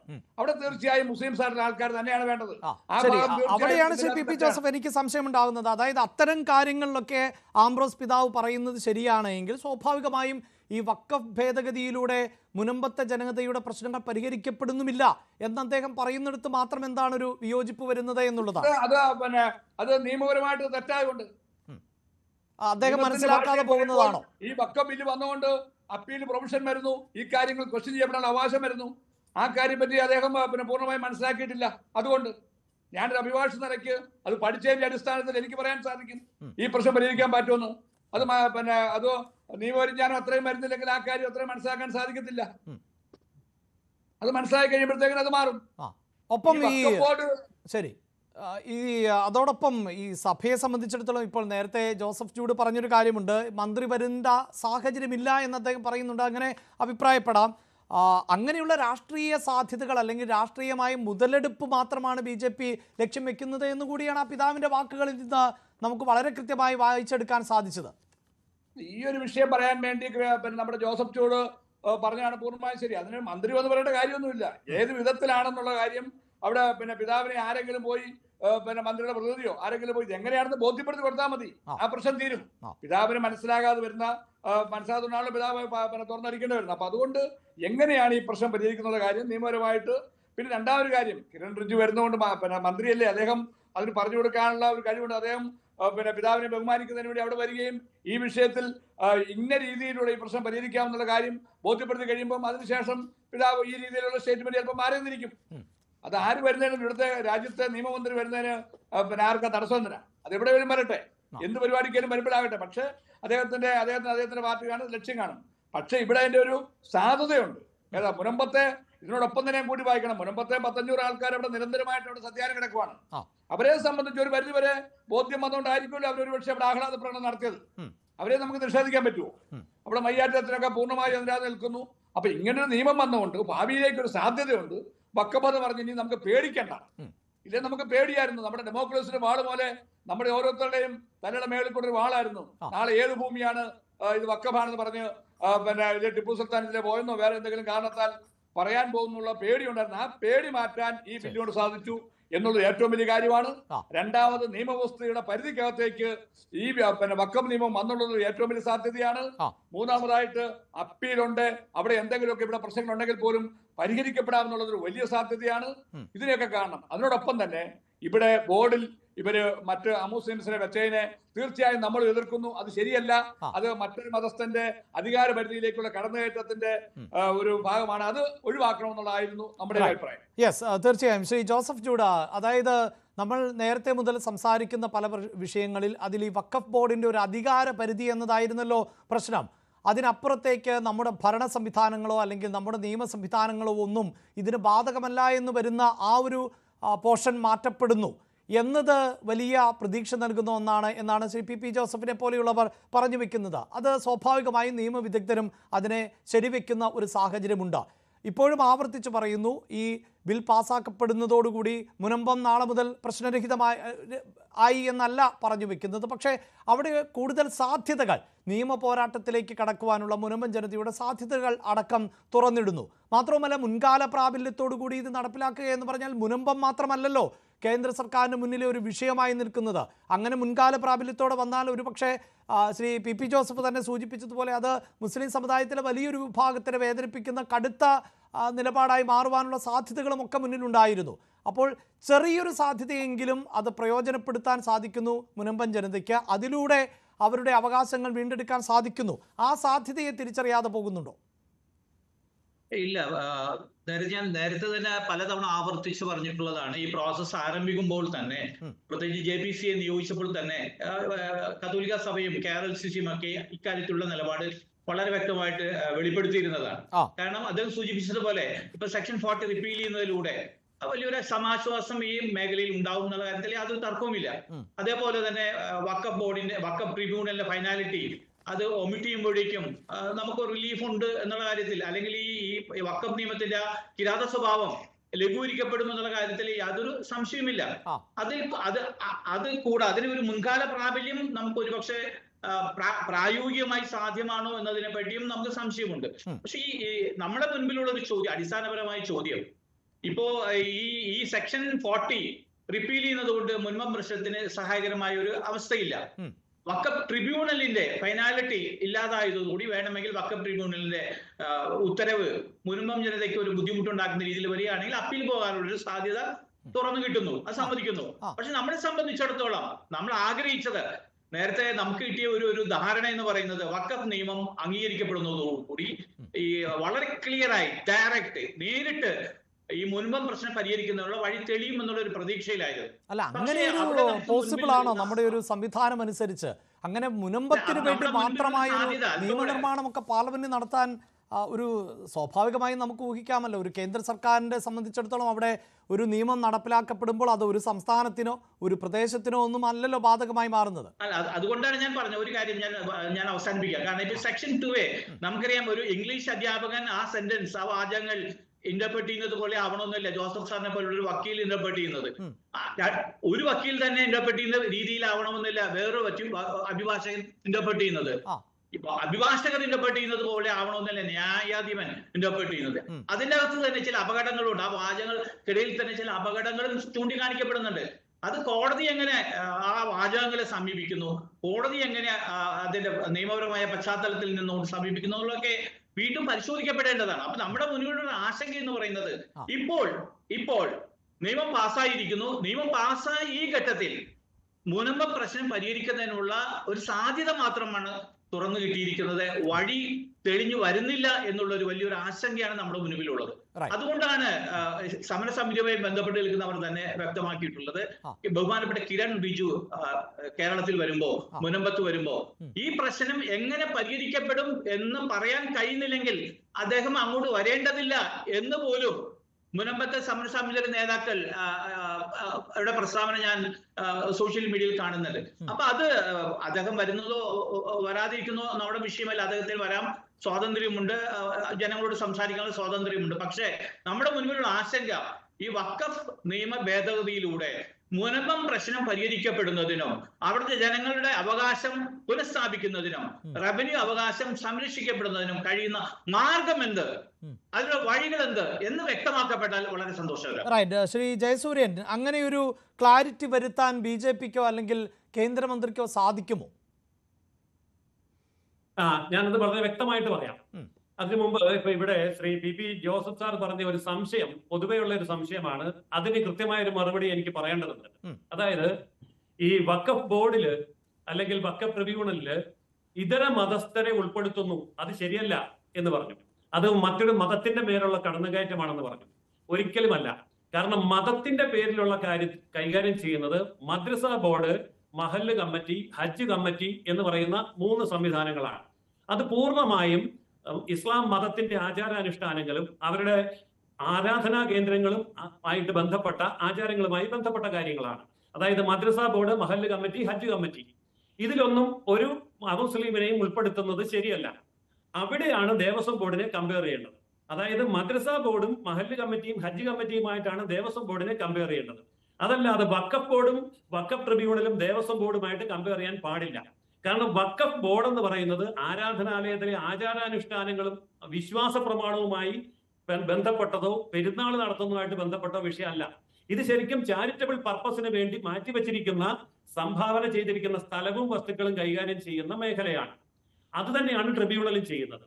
അതുകൊണ്ട് വഖഫ് ബോർഡും വഖഫ് ട്രിബ്യൂണലും എന്ന് പറയുന്നത് ഒരിക്കലും ദേവസ്വം ബോർഡുമായിട്ട് കമ്പയർ ചെയ്യാൻ പറ്റില്ല. ദേവസ്വം ബോർഡ് എന്ന് പറയുന്നത് ക്ഷേത്രത്തിനകത്തെ ആചാരാനുഷ്ഠാനങ്ങളും ഉത്സവങ്ങളും അങ്ങനെയുള്ള കാര്യങ്ങളിൽ ഡയറക്റ്റ് ഇടപെടുന്നതാണ്. അപ്പൊ ഞാൻ ഈ ഒരു തെറ്റിദ്ധാരണ മാറാൻ വേണ്ടി അത് പറഞ്ഞത് മാത്രമേ ഉള്ളൂ. പൊതുവെ പൊതുസമൂഹത്തിൽ എപ്പോഴും ചോദിക്കുന്ന ഒരു ചോദ്യമായതുകൊണ്ട് ഞാൻ അത് മറുപടി പറയേണ്ട ആവശ്യമായതുകൊണ്ട് ഞാനത് പറഞ്ഞു എന്ന് മാത്രമേ ഉള്ളൂ. ഇനിയിപ്പോ എന്നോട് ചോദിച്ച ചോദ്യം, ഈ മന്ത്രി വരുന്നതോടുകൂടി എല്ലാം മാറുമോ എന്നുള്ളത്. അതായത് ഈ മുനമ്പം വിഷയത്തെ 3 തവണ പേരെടുത്ത് പറഞ്ഞ് പാർലമെന്റിൽ സംസാരിച്ച ആളാണ് കിരൺ റിജിജു എന്ന് പറയുന്ന കേന്ദ്രമന്ത്രി. അത്രമാത്രം പ്രാധാന്യത്തോടു കൂടി ഈ വിഷയം അവിടെ ഉന്നയിക്കുകയുണ്ടായി. കേരളത്തിൽ നിന്നുള്ള മന്ത്രി ശ്രീ ജോർജ് കുര്യനും ഇതേപോലെ ഈ വിഷയം ഉന്നയിച്ച് സംസാരിക്കുകയുണ്ടായി. അപ്പോൾ ആ ഒരു കാര്യത്തെ സംബന്ധിച്ച് കേരളത്തിൽ ഈ മുനമ്പം വിഷയവുമായി നിരന്തരമായ സമരം നടക്കുന്ന സാഹചര്യത്തിൽ രാജ്യവ്യാപകമായിട്ടുള്ള ശ്രദ്ധ അങ്ങോട്ട് വന്നിട്ടുണ്ട്. അതുകൊണ്ട് ആ പ്രശ്നത്തെ സംബന്ധിച്ചുള്ള ഏതെങ്കിലും ഒരു സംശയം അവശേഷിക്കുന്നുണ്ടെങ്കിൽ, ആർക്കെങ്കിലും ആ കാര്യത്തിൽ ഇനിയും ആശങ്കകൾ ബാക്കിയുണ്ടെങ്കിൽ ആ ആശങ്കകൾ മാറ്റുക എന്നുള്ളത് ഉത്തരവാദിത്തമുള്ള ഒരു ഭരണകൂടത്തിന്റെ ചുമതലയായതുകൊണ്ടും ആ പറയുന്ന വിഷയം പാർലമെന്റിൽ അവതരിപ്പിച്ച മന്ത്രി എന്നുള്ള നിലയിലും ആണ് അദ്ദേഹം വരുന്നത്. അപ്പൊ അദ്ദേഹം വന്നിട്ട് ആർക്കൊക്കെ വേണമെങ്കിലും അദ്ദേഹത്തെ കാണാം, ആർക്ക് വേണമെങ്കിലും അദ്ദേഹവുമായിട്ട് സംസാരിക്കാം. എന്നിട്ട് ആ വിഷയം അദ്ദേഹം വിശദീകരിക്കുന്നതോടുകൂടി ഈ കാര്യത്തിൽ കൃത്യമായിട്ടുള്ള ഒരു മറുപടി ലഭിക്കും. ഞാനിത് പറയാൻ കാരണം, ഈ ബില്ലിനെ സംബന്ധിച്ച് എന്തെല്ലാം ആശങ്കകൾ ഉണ്ടായിരുന്നു. ഈ ബില്ല് ഈ പാർലമെന്റ് സമ്മേളനത്തിൽ വരില്ല എന്നൊരാശങ്ക ഉണ്ടായിരുന്നു, അത് മാറി. ഈ ബില്ല് JPCക്ക് വിട്ടാൽ ആ JPCയിൽ അത് ഭൂരിപക്ഷം കിട്ടില്ല, ഒരു ആശങ്ക ഉണ്ടായിരുന്നു. ഈ ബില്ല് പാർലമെന്റിൽ വന്നാൽ JDUവും അതുപോലെ തന്നെ TDPയും പിന്തുണയ്ക്കില്ല എന്നൊരാശങ്കയുണ്ടായിരുന്നു. ഇത് പാർലമെന്റിന്റെ തീർച്ചയായും അവിടെ ശ്രീ ജയസൂര്യൻ, ഞാൻ താങ്കളോട് ആവർത്തിക്കുന്നത്, ഇതിപ്പോൾ നമുക്ക് ചരിത്രം പറയേണ്ടതില്ല. അത് നിയമമായി മാറി വിജ്ഞാപനമായി പുറത്തിറങ്ങി. ആ വിജ്ഞാപനത്തെ സംബന്ധിച്ച സംശയമാണ് ഇവിടെ ശ്രീ ജോസഫ് ജൂഡിനെ പോലെയുള്ളവർ ഉന്നയിക്കുന്നത്. തീർച്ചയായിട്ടും ശരിയാണ്.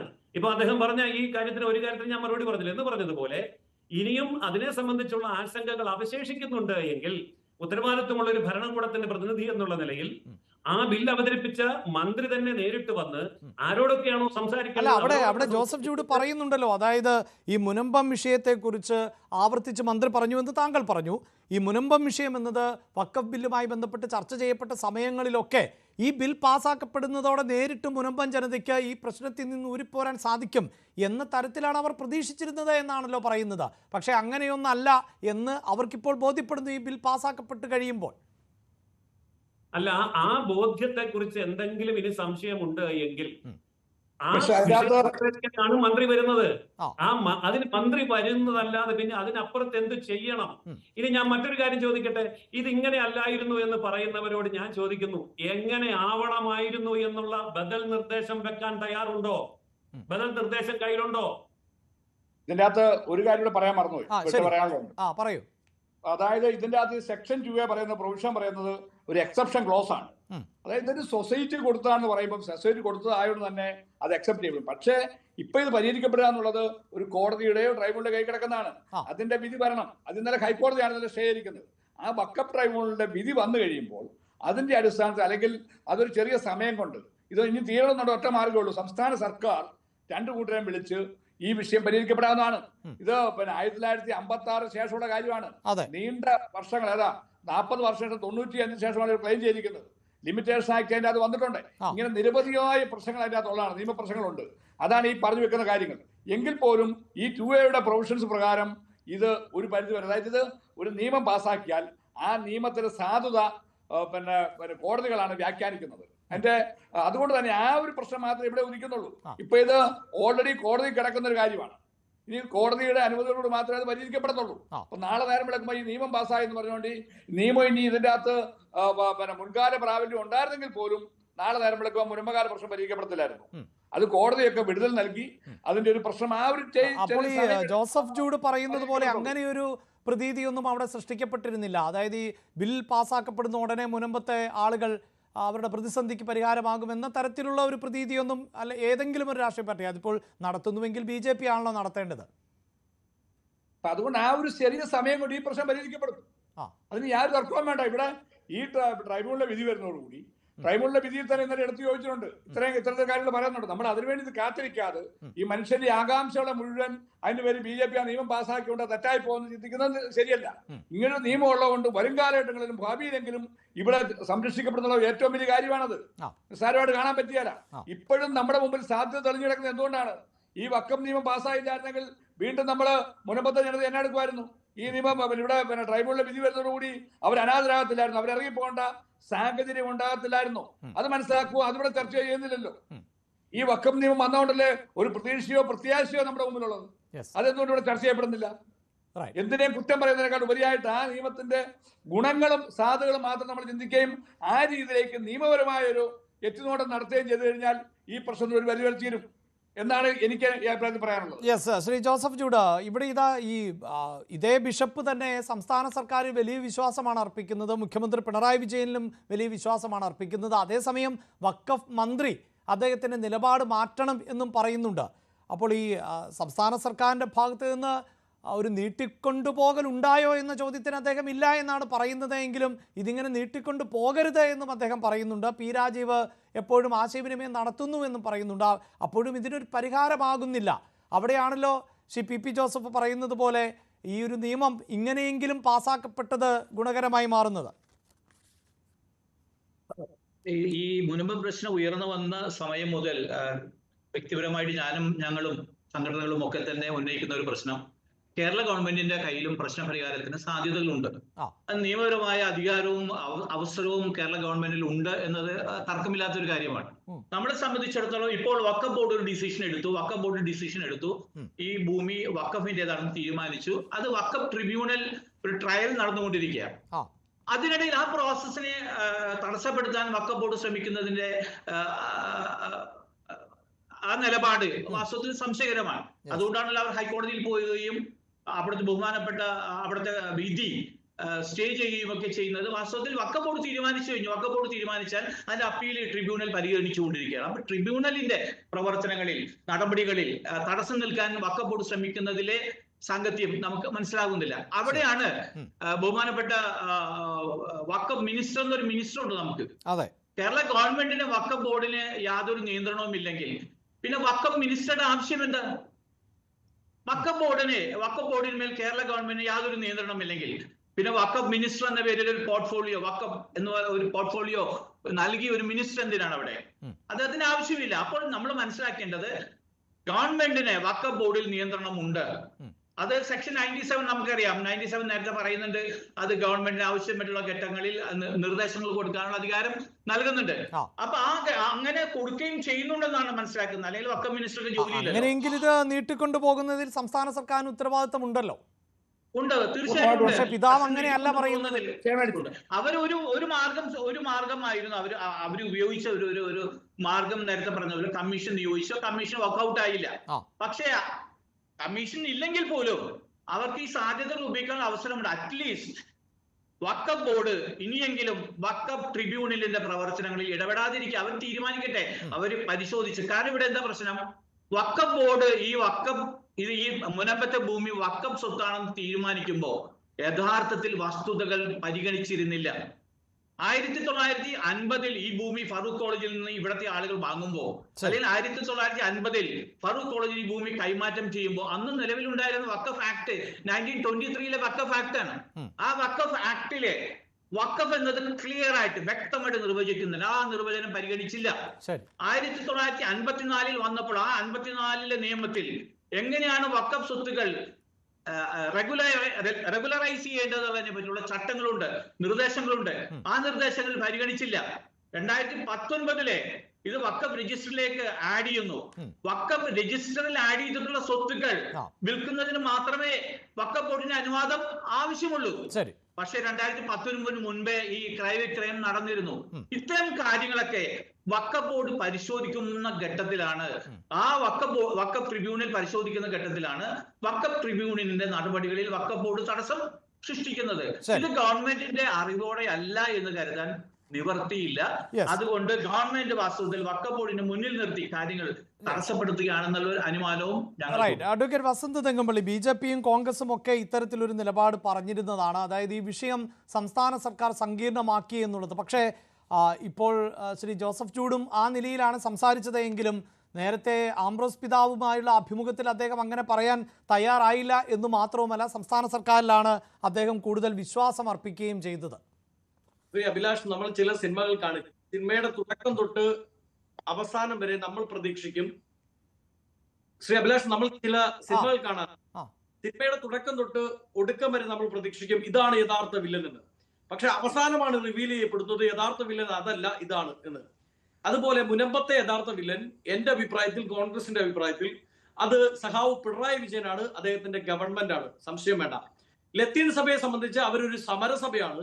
അവർ വിഴിഞ്ഞത്തെടുത്ത നിലപാട് ഇതേ നിലപാടാണ്, അവർ മുനമ്പത്തെടുക്കുന്നതും അതേ നിലപാടാണ്. അവരുടെ ജനതയുമായി ബന്ധപ്പെട്ട ഒരു വിഷയം ഉണ്ടായാൽ അവർ പ്രവർത്തിക്കുന്ന മേഖലയിൽ, അത് ക്രിസ്ത്യൻ, ഹിന്ദു, മുസ്ലിം എന്നൊന്നുമില്ല, ആ മേഖലയിൽ ആ സ്ഥലത്തൊരു പ്രശ്നമുണ്ടായാൽ അവർ സമരരംഗത്തേക്ക് ഇറങ്ങാറുണ്ട്. വിഴിഞ്ഞത്ത് സമരത്തിനിറങ്ങിയ ലത്തീൻ സഭയെ വൈദിക തീവ്രവാദികൾ എന്ന് വിളിച്ചത് ഏത് പാർട്ടിയാണ് എന്ന് നമുക്ക് ഓർമ്മയുണ്ട്. അത് BJP അല്ല, അത് CPM ആണ്, CPM-ന്റെ മന്ത്രിയാണ്. ഇപ്പൊ പ്രിയപ്പെട്ട ജോസഫ് ചൂഡ് പറഞ്ഞതുപോലെ വഖഫ് ട്രൈബ്യൂണൽ അവസാനമായി ഫൈനൽ ഡിസിഷൻ എടുക്കാനിരിക്കുന്ന ഒരു സാഹചര്യത്തിൽ അതിനെ എതിർത്തുകൊണ്ട് സംസ്ഥാന ഗവൺമെന്റ് നിയോഗിക്കുന്ന വഖഫ് ബോർഡ്, സംസ്ഥാന വഖഫ് ബോർഡ് കോടതിയെ സമീപിക്കുകയാണ്. എന്തുകൊണ്ടാണ്?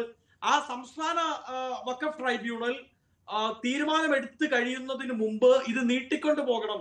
സ്വാഭാവികമായും പാർലമെന്റിനുള്ളിൽ ഈ ചർച്ച വരുമ്പോൾ അതിനെയും ഇതിനെ കൂട്ടിക്കെട്ടി സംസാരിക്കാനും അതിൻ്റെ അകത്ത് നിന്ന് രക്തം ഊറ്റിക്കുടിക്കാനും BJPക്ക് അവസരം ഉണ്ടാക്കി കൊടുക്കണം എന്നുള്ള ഒരു ലക്ഷ്യം CPM ഉണ്ടായിരുന്നു എന്ന് ചിന്തിച്ചാൽ അതിൽ കുറ്റം പറയാൻ പറ്റില്ല എന്നുള്ളതാണ് യഥാർത്ഥ സത്യം. നോക്കൂ, സംസ്ഥാന ഗവൺമെന്റ് തന്നെ കോൺഗ്രസും അവിടുത്തെ മുനമ്പം സമരസമിതിയും പലതവണ ആവർത്തിച്ച ശേഷമാണ് തൽക്കാലം സർക്കാർ തീരുമാനിക്കുകയാണ്, കോടതി പറയുകയാണ് അവിടെ ഉള്ളവർക്ക് എന്ത് ചെയ്യാം, കരമടയ്ക്കാം.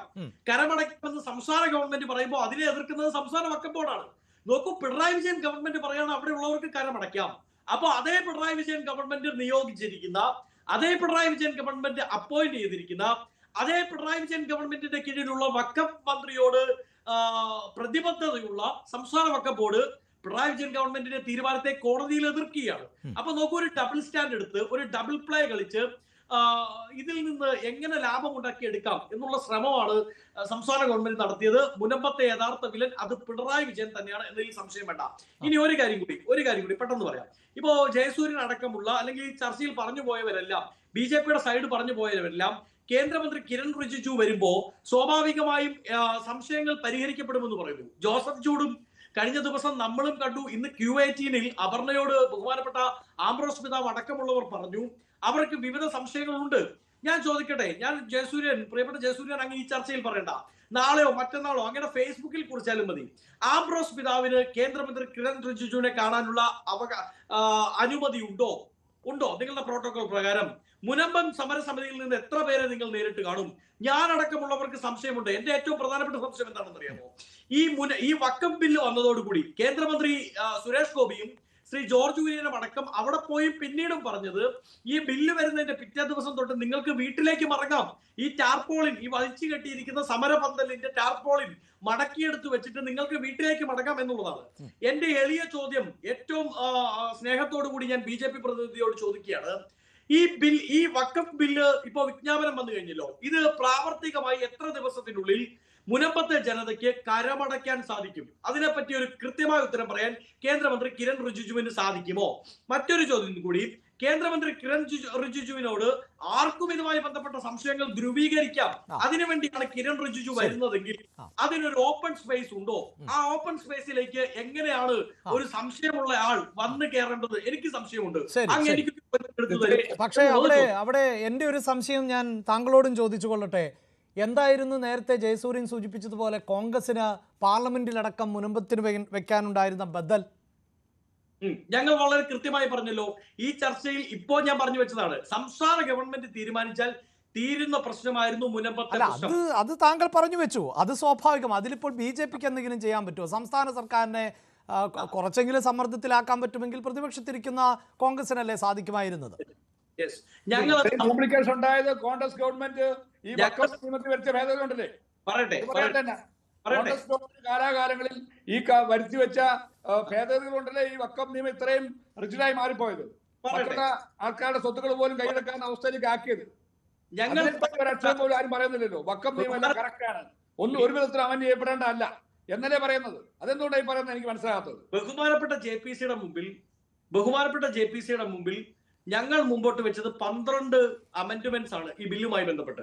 അതിൽ ഏറ്റവും പ്രധാനപ്പെട്ടത് പ്രിയപ്പെട്ട കത്തോലിക്ക കോൺഗ്രസിന്റെ നേതാവ് പറഞ്ഞതുപോലെ അമുസ്ലിങ്ങൾ ഇതിലേക്ക് വരുന്നു, ബോർഡിലേക്ക് വരുന്നു എന്നുള്ളതാണ്. അതടക്കമുള്ള 12 അമെന്റ്മെന്റുകളെയും തട്ടിക്കളയുകയാണ് കേന്ദ്ര ഗവൺമെന്റ് ചെയ്തത്. ഇനി അഭിലാഷിന്റെ ചോദ്യത്തിനുള്ള ഉത്തരം, അതായത് മുനമ്പം അടക്കമുള്ള കാര്യങ്ങളിൽ കേന്ദ്ര സർക്കാരിന് എന്ത് ചെയ്യാൻ സാധിക്കുമായിരുന്നു എന്ന് ചോദിച്ചാൽ, ഒരു വളരെ പ്രധാനപ്പെട്ട ബില്ല്, വളരെ പ്രധാനപ്പെട്ട നിയമം, BJPയെ സംബന്ധിച്ച് അവരുടെ മൈൽ സ്റ്റോൺ നിയമം കേന്ദ്ര ഗവൺമെന്റിന്റെ ഭാഗമായി ശ്രീ കിരൺ റിജിജു പാർലമെന്റിനുള്ളിൽ അവതരിപ്പിക്കുമ്പോൾ 3 തവണ മുനമ്പം എന്ന് പറഞ്ഞെങ്കിൽ 3 തവണ ഒരു ബില്ല് അവതരിപ്പിക്കുമ്പോൾ മറ്റൊരു സ്ഥലത്തിന്റെ പേര് പറയാതെ മുനമ്പം എന്ന് പറഞ്ഞിരുന്നെങ്കിൽ സ്വാഭാവികമായും അവിടുത്തെ പ്രശ്നം കൺസോളിഡേറ്റ് ചെയ്യേണ്ടത്, സ്വാഭാവികമായും അവിടുത്തെ പ്രശ്നം എങ്ങനെ കൺസോളിഡേറ്റ് ചെയ്യാൻ പറ്റും എന്ന് പറയേണ്ടതും കേന്ദ്രമന്ത്രി കിരൺ റിജിജുവിന്റെ തന്നെ ഉത്തരവാദിത്തമാണ് എന്നതിൽ സംശയം വേണ്ട. ഒരു കാര്യം കൂടി ശ്രീ ആംബ്രോസ് പിതാവ് ഇന്ന് പറഞ്ഞിട്ടുണ്ട്, ബദൽപൂർ അടക്കമുള്ളത് ഓർക്കണം, ഇന്ന് സേക്രഡ് ഹാർട്ട് പള്ളിയുടെ മുറ്റത്ത് മാത്രം മതി കുരുത്തോല പ്രദക്ഷിണം എന്ന് BJP പറയുന്നത് ഓർക്കണം. മധ്യപ്രദേശിൽ 400ഓളം ക്രിസ്ത്യൻ ആദിവാസി കുടുംബങ്ങളെ ആക്രമിച്ചിട്ട് പോലീസ് സ്റ്റേഷനിൽ ചെല്ലുമ്പോൾ FIR കിട്ടാതെ അവർ വേട്ടയാടപ്പെടുന്നതും ഓർക്കണം. ഇതൊക്കെ 10 വർഷം മുമ്പത്തെ കാര്യമല്ല കേട്ടോ. ഈ ഗ്രഹാം സ്റ്റെയിന്റെ കാര്യം പറയുന്നത് പോലെ ഒരുപാട് കാലം മുമ്പത്തെ കാര്യമല്ല.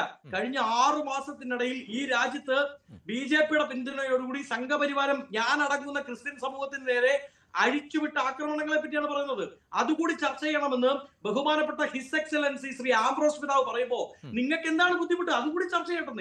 തീർച്ചയായും അത്തരം വിഷയങ്ങൾ നമ്മൾ ചർച്ച ചെയ്യാറുമുണ്ട്, ഇനിയും ചർച്ച തുടരുക തന്നെയാണ് ചെയ്യുക. സമയപരിമിതി മൂലമാണ് നമ്മൾ ചർച്ച അവസാനിപ്പിക്കുന്നത്. അഡ്വക്കേറ്റ് ജയസൂര്യനോടുള്ള ചോദ്യത്തിന് താങ്കൾ പറഞ്ഞതുപോലെ ഈ ചർച്ചയിൽ ഇനി കൂടുതൽ മറുപടിക്ക് സമയമില്ല. ഫേസ്ബുക്കിലോ മറ്റു മാധ്യമങ്ങളിലോ ഒക്കെ അദ്ദേഹത്തിന് വളരെ പെട്ടെന്ന് ഈ വസന്ത തെങ്ങുംപള്ളി പറഞ്ഞ കാര്യങ്ങളൊക്കെ താങ്കളുടെ നേതാക്കളായ കേരളത്തിൽ നിന്ന് ജയിച്ച പ്രിയങ്ക ഗാന്ധിയും കേരളത്തിൽ നിന്ന് ജയിച്ചു പോയ രാഹുൽ ഗാന്ധിയും കമാന്നൊരക്ഷരം പാർലമെന്റിൽ മിണ്ടാത്ത എന്തുകൊണ്ടാണ്? ഈ ഒറ്റ ചോദ്യം എനിക്കുള്ളൂ. ഇല്ലായിരുന്നല്ലോ, പാർലമെന്റിൽ ഇല്ലായിരുന്നല്ലോ, പാർലമെന്റിൽ പോലും കയറാതെ ചാനലിൽ വന്നിട്ട് മാത്രം പറഞ്ഞാൽ പോരാ, പറയാനുണ്ടായിരുന്ന പാർലമെന്റിൽ പറഞ്ഞായിരുന്നു. ശരി അങ്ങനെ ശരി ചോദിക്കാൻ. റൈറ്റ്. എന്തായാലും അത് നമ്മൾ നേരത്തെ ചർച്ച ചെയ്തത് കൊണ്ട് അവസാനിപ്പിക്കുകയാണ്. വളരെയധികം നന്ദി ചർച്ചയിൽ പങ്കെടുത്ത എല്ലാ അതിഥികൾക്കും. മുനമ്പം പ്രശ്നം പൂർണ്ണമായും പരിഹരിക്കാൻ വഖഫ് നിയമത്തിന് സാധിക്കില്ല എന്ന ബിഷപ്പിന്റെ അഭിപ്രായത്തോട് യോജിക്കുന്നുണ്ടോ എന്നായിരുന്നു ഞങ്ങൾ ഓൺലൈൻ വഴി ചോദ്യമായി ഉന്നയിച്ചത്. അതിൽ 60% പേർ ബിഷപ്പിനോട് വിയോജിക്കുകയാണ്. 38% പേർ മാത്രമാണ് ബിഷപ്പിനെ പിന്താങ്ങുന്നുള്ളൂ. 2% പേർ നിഷ്പക്ഷ നിലപാടും സ്വീകരിക്കുന്നു. പ്രൈം ഡിബേറ്റ് പൂർണ്ണമാകുന്നു. നമസ്കാരം.